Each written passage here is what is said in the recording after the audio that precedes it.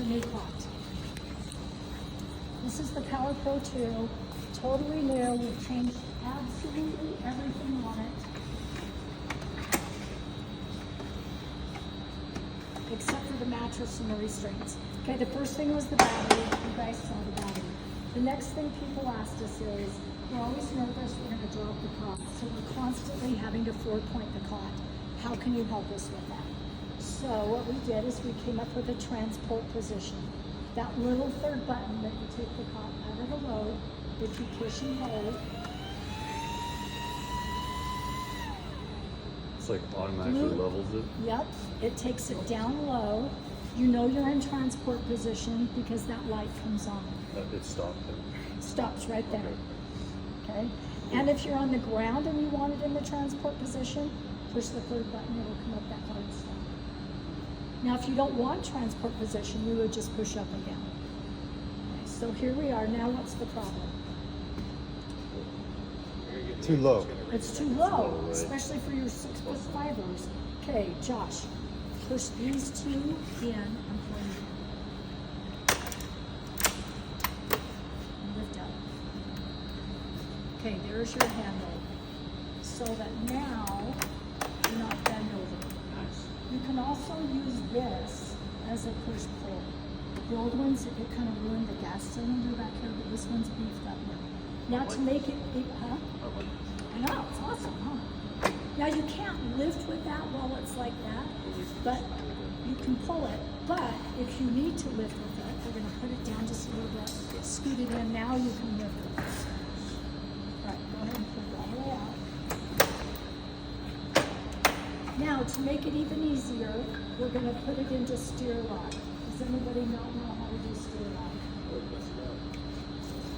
All right, so now the brake and the steer lock are integrated onto one thing. The way that I remember it is, I think, a breakout session.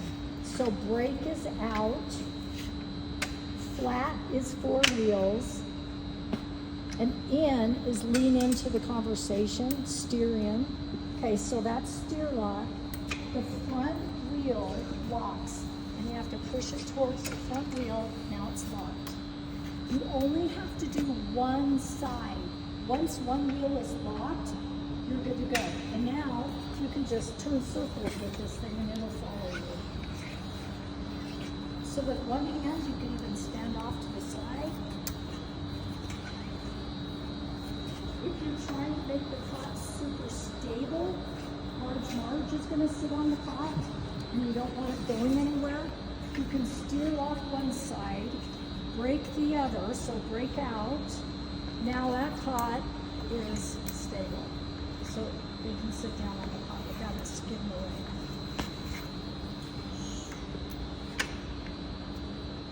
All right, so we've talked about patient transport positions, so you don't drop your patient. Here's the light, so you can see at night. You see where you're going. The next thing is, there's people who are 6'5" in the world now, pretty tall. The very first day we had a 6'5"er, and what we did for him was we brought the cot out an extra 3 inches. Even at 6'5", his legs were right here, so it fit him great.